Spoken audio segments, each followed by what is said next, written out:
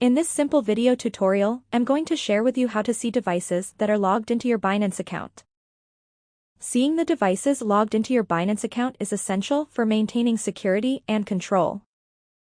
It helps you quickly spot unauthorized access, allowing you to take immediate action to protect your account and assets. To do this, simply head into your Binance account.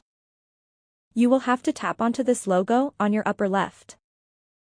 Head to select onto your user ID.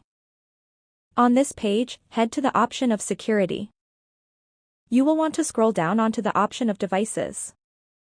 You will see all devices that had access and those that currently have access to your Binance account.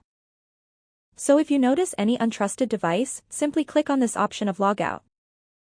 It will lose access to your Binance account.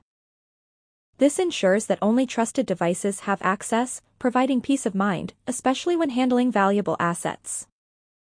That's how easy it is to see devices that are logged into your Binance account. If you have any questions, just let me know in the comments section down below. Please don't forget to leave a like, share and subscribe for more video tutorials like this one.